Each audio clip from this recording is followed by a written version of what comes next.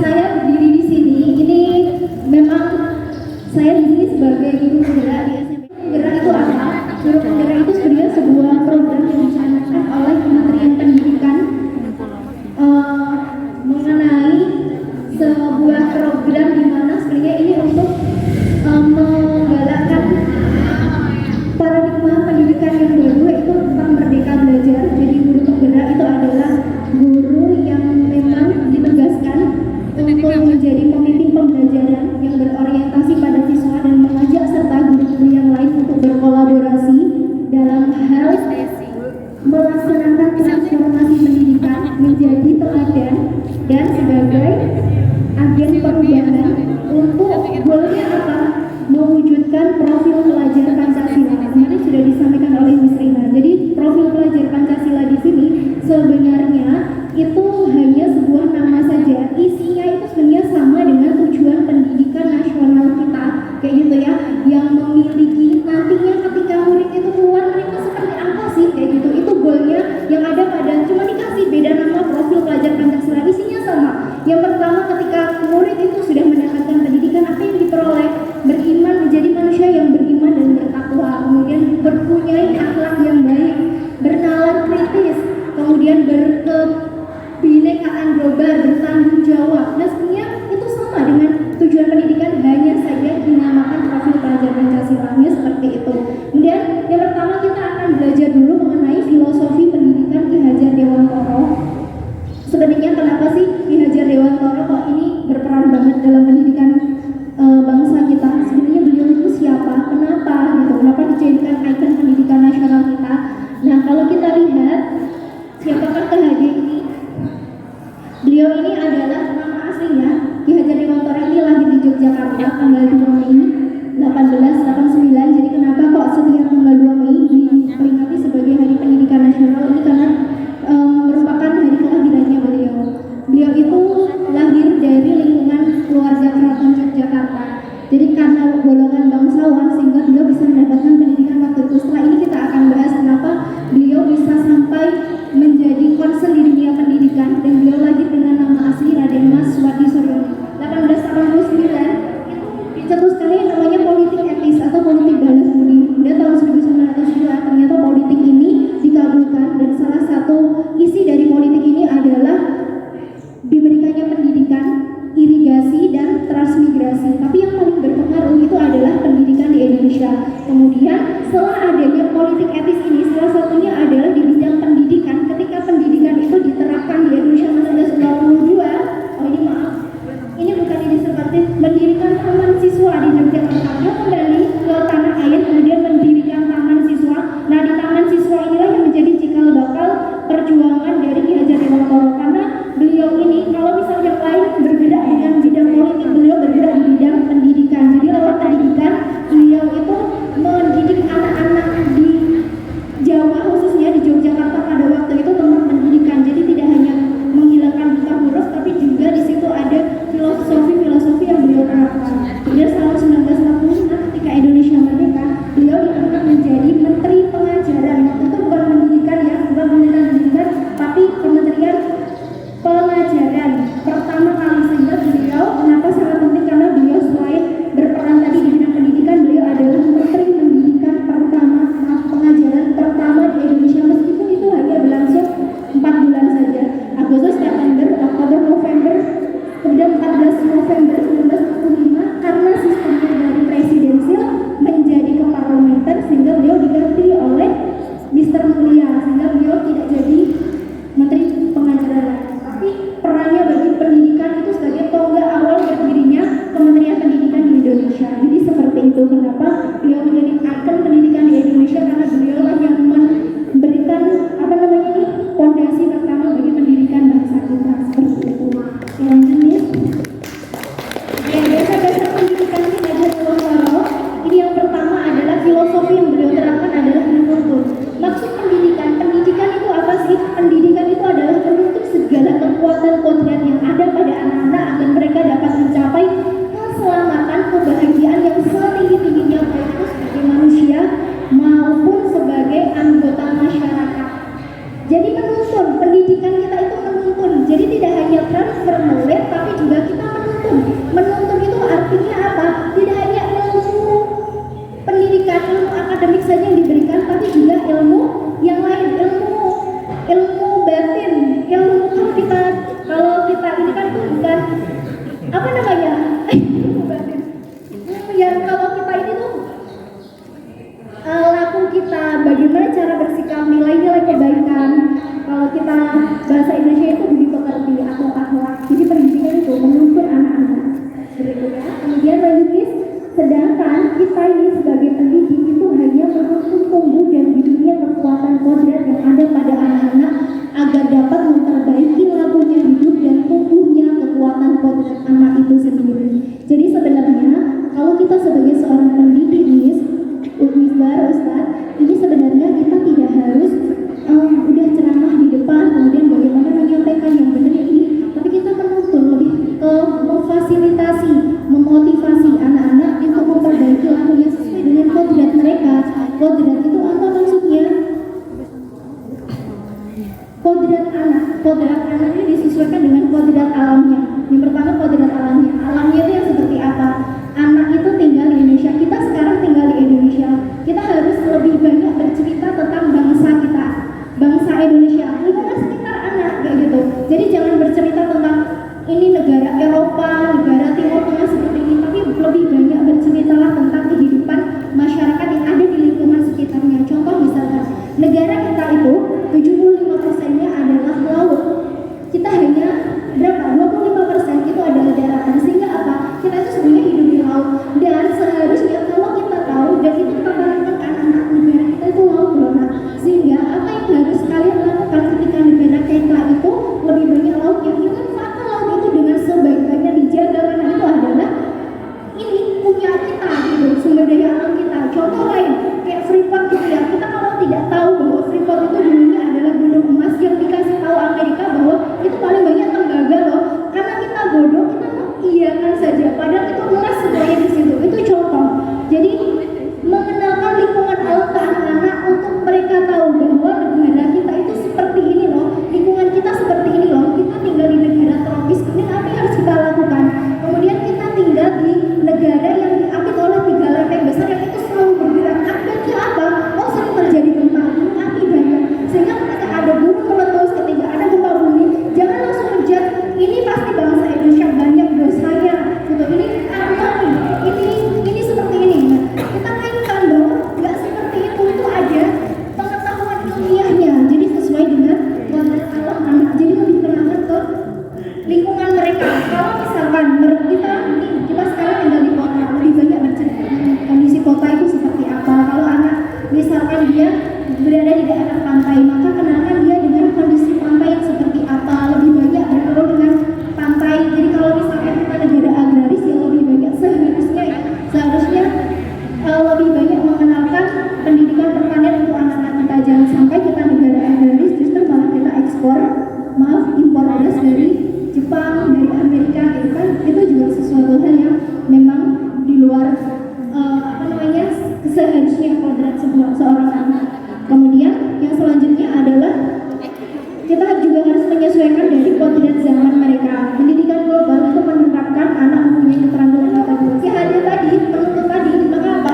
Didiklah anakmu itu sesuai dengan zamannya. Jangan disamakan generasi saya dulu kayak gini loh, anak saya harus kayak gini juga. Nggak bisa, sesuaikan dia dengan zamannya. Dasarnya yang menuntut. Kemudian peran kita apa? Nih, Eng Ngarso, Sumtulodo, Eng Madio, Mengon Karso, Tuturi, Handayani. Eng Ngarso, Sumtulodo, maksudnya apa? Di depan memberikan di depan memberikan contoh. Di depan itu kita memberikan contoh atau teladan. Ketika kita menyuruh anak-anak jangan telat. Biasanya kita juga harus memberikan contoh teladan bagi anak-anak. Kita itu seorang peniru yang dulu. Kemudian Eng Madio Mengarso di tengah atau di antara murid-murid itu kita harus menciptakan yang namanya prakarsa atau ide. Nah, kamu seharusnya seperti ini loh. Ini jadi kita membuat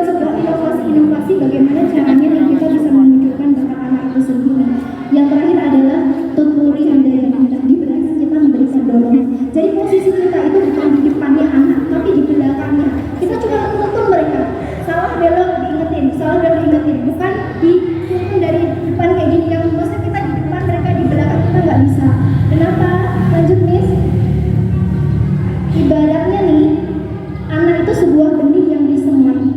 Jika benih itu ditanam dengan baik, ditempatkan di tanah yang subur, disirami, mendapat sinar matahari, maka ia tumbuh dengan baik karena perawatan dan perhatian. Meskipun benihnya itu jelek, insya Allah dia bisa tumbuh. Meskipun kalah dengan yang lainnya. Dan kita nih, tidak bisa mengubah. Nanti kita nanam padi, pengennya saya tumbuhnya jauh, nggak bisa.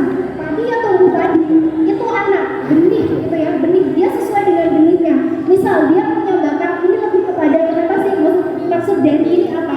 Anak akan tumbuh sesuai dengan bakat yang dia miliki. Kemudian dasar pendidikan KHD yang ketiga adalah kodrat anak itu merdeka. Manusia merdeka adalah manusia yang hidupnya lahir dan batin tidak tergantung kepada orang lain, akan tetapi bersandar pada kekuatan sendiri. Kemerdekaan belajar berarti murid diharapkan untuk merdeka batin, pikiran, tenaganya. Jadi pendidik tidak hanya memberikan pengetahuan searah, tapi membebaskan peserta didik untuk merdeka mengembangkan dirinya secara pengaruh pengajaran ini memenuhi memerdekakan manusia secara lahir. Apa bedanya pengajaran dan pendidikan? Ada yang tahu? Jadi pengajaran ini lebih ke transfer of knowledge. Jadi benar-benar mentransfer ilmu pengetahuan itu bisa dilakukan oleh guru, ustadz siapapun. Tapi kalau pendidikan ini secara menurut ini pengajaran itu memerdekakan manusia secara lahir. Sudah secara lahiriah saja, bukan fisiknya saja, pengetahuannya saja yang upgrade. Tapi kalau pendidikan ini menyeluruh sampai batinnya juga. Jadi tidak hanya mendidik secara mendidik anak itu dari hal pengetahuannya, tapi juga afektifnya, psikomotornya itu semuanya menjadi satu kesatuan. Itu namanya ini kita harus paham itu. Kemudian selanjutnya dasar pendidikan hadiah selanjutnya di kodrat anak adalah bermain.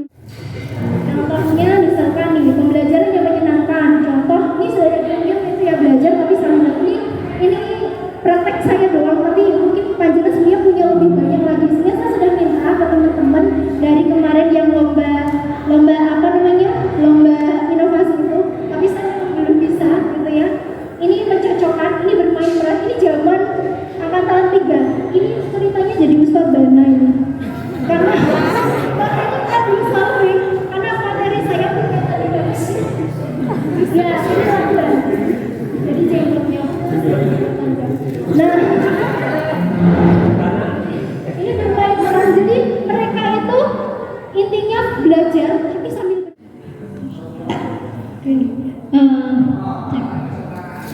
jadi tadi ya salah satu ketika anak-anak ini khususnya wali kelas banget sih ini. Jadi saya dapat materi ini, wah ini kok cocok banget kayak gitu. Tapi penerapannya kayaknya susah. Tapi semoga bisa kita terapkan karena ini benar-benar kayak saya sendiri sebagai wali kelas ya kok mustahil gitu. Tapi nggak apa-apa. Ini adalah ilmu. Semoga nanti bisa kita terapkan. Jadi tadi yang pertama adalah ketika yang kita lakukan adalah membentuk keyakinan kelas. Kalau keyakinan kelas bahasa gampangnya itu kesepakatan kelas. Jadi nanti kita nulis.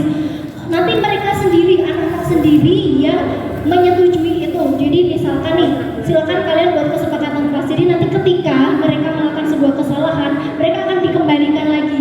Dulu keyakinan kelas kita, kesepakatan kita seperti apa. Jadi mereka nanti akan tahu konsekuensinya ketika mereka melakukan itu karena mereka di belakang sudah ada kesepakatan tersebut kayak gitu. Jadi misalkan melakukan kesalahan, kita akan kembalikan lagi ke mereka bahwa ini kita sudah sepakat loh, kita sudah yakin seperti ini loh. Jadi setelah murid itu melakukan keyakinan kelas atau membuat kesepakatan kelas, maka kita nih di sini peran kita sebagai apa? Kita melakukan posisi kontrol kita sebagai seorang guru. Ini pertama, coba kalau kita misalnya kalau ada anak ada masalah atau misal kita menemukan sebuah masalah, yang pertama posisi kita pasti sebagai seorang penghukum, ya kan?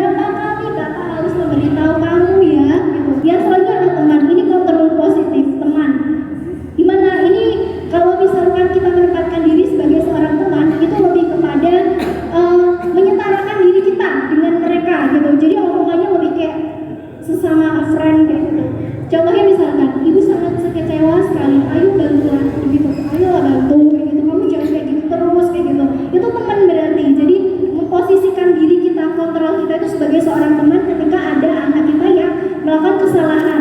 Atau misal, ayo ingat tidak bantuan bapak, ayo ingat tidak bantuan bapak selama ini sama kamu. Nah, itu jadi kayak seakan-akan kita temennya gitu ya. Itu netral. Kalau teman ini lebih kepada netral, tapi nanti dampaknya apa? Ini boleh dilakukan, tapi dampaknya apa? Ketika kita tidak ada, anak itu akan bergantung pada kita. Ketika dia melakukan kesalahan, ketika tidak ada backingan atau orang lain, dia nggak tahu kalau ini salah. Jadi kayak harus ngingetin terus kayak gitu loh. Itu teman. Sama juga selanjutnya nih pemantau. Ini juga sama. Dampaknya itu sama. Mereka akan ketergantungan terhadap kita ketika mereka membuat kesalahan. Artinya apa? Mereka nggak sadar kalau mereka itu salah. Karena harus ngingetin terus gitu. Pemantau ciri-cirinya adalah, ayo peraturannya apa kemarin? Tahu nggak? Ingat kemarin apa?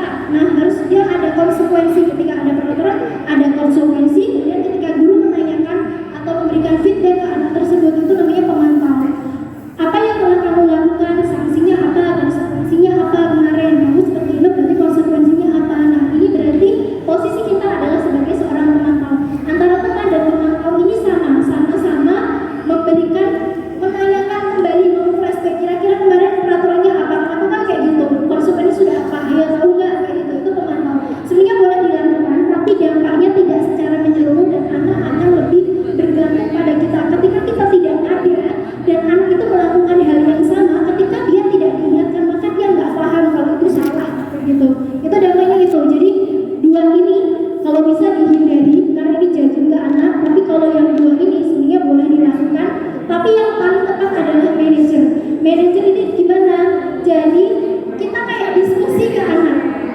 Sebenarnya misalkan di kemarin salah kemarin Guru Putri ada yang saya ajak untuk membuat ini gitu ya.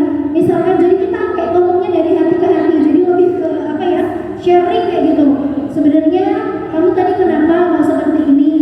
Misalkan dia terlambat, katakanlah dia terlambat. Maaf nih kemarin saya kalau misalkan kemarin dia nonton drakor sampai malam sehingga bangun dia telat kayak gitu ya. Kemudian menurut kamu itu benar apa enggak? Nanti dia akan jawab. Jadi lebih ke lebih kepada memberikan kesadaran kepada kamu itu salah apa enggak mbak? Salah. Terus harusnya gimana? Harusnya seperti ini. Terus kamu maunya seperti apa? Besok tidak mau ulang ini sini. Nanti dia akan berpikir sendiri ternyata perbuatannya salah. Dia harus apa yang harus dilakukan. Itu namanya manajer. Tapi kalau ada anak yang memang benar-benar dia itu nggak paham, terus jika kayak, nah terus kamu mau apa? Ya aku maunya tetap main game. Nah itu berarti kayaknya kita balik lagi ke pemantau sebagai teman. Konsekuensinya apa seperti itu gitu ya. Jadi sebenarnya paling tepat ini manajer. Tapi ketika anak itu nggak paham, ketika kita menggunakan manajer, balik lagi ke posisi kontrol kita, boleh sebagai pemantau atau sebagai teman untuk dia. Jadi seperti itu. Ini Pak nggak saya mau kayak gitu.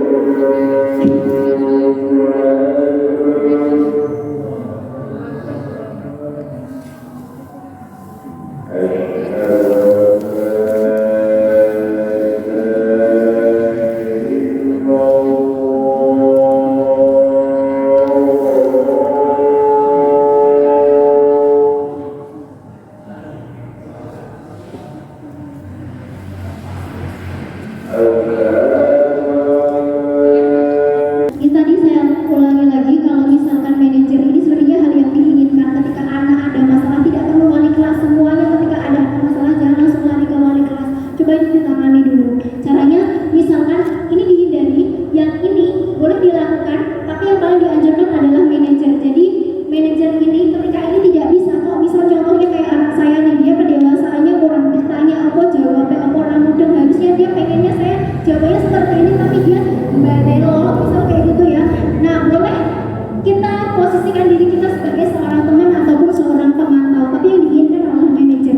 Nah manajer ini nanti yang perlu dilakukan metodenya adalah metode restitusi. Selanjutnya metode restitusi ini bagaimana? Jadi posisi manajer kontrol kita sebagai seorang manajer ketika anak itu melakukan sebuah kesalahan adalah proses menciptakan kondisi bagi murid untuk memperbaiki kesalahan mereka sehingga mereka bisa kembali pada kelompok mereka dengan karakter yang lebih kuat. Jadi bukan kita menjudge mereka atau menjatuhkan mereka atau membuat mereka ketergantungan dengan kita, tapi lebih ke menyadarkan mereka untuk kembali ke karakter mereka yang lebih kuat lagi. Caranya